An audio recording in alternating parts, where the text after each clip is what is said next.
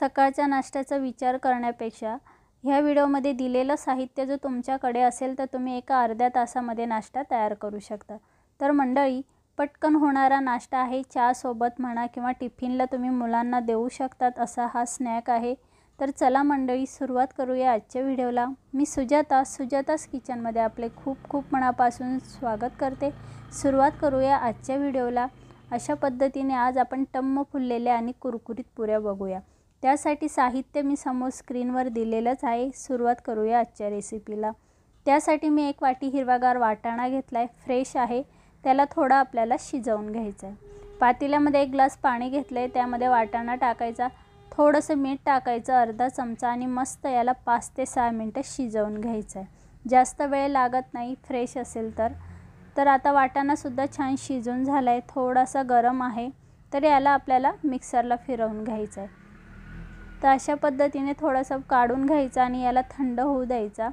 तर यामध्ये काही लागणारे मसाले आहेत ते सुद्धा आपण बघूया। त्यासाठी मी 2 ते 3 हिरव्या मिरच्या घेतल्यात, तुम्ही आवडीप्रमाणे कमी जास्त घेऊ शकता।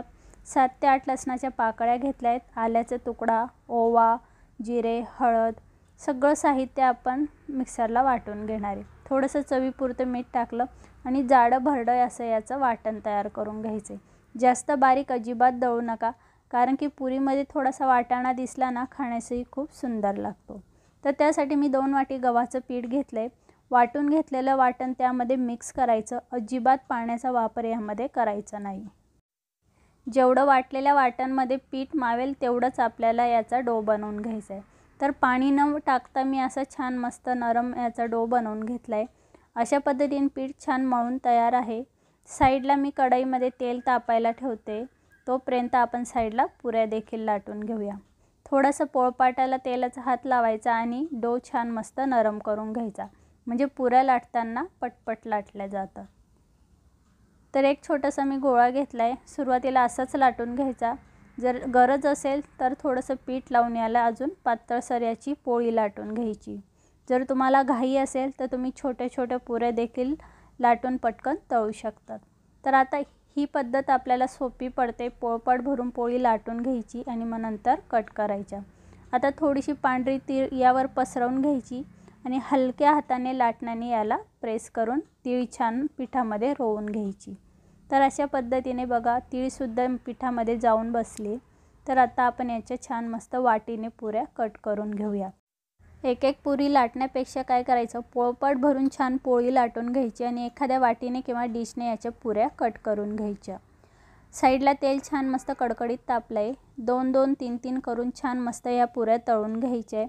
अगदी त्याचा कलर चेंज होईपर्यंत, टम्म फुलेपर्यंत आणि मस्त कुरकुरीत होईपर्यंत। तर ह्या पुऱ्या खाण्यासाठी खूप छान लागतात, चहासोबत तर इतक्या सुंदर लागतात खाण्यासाठी।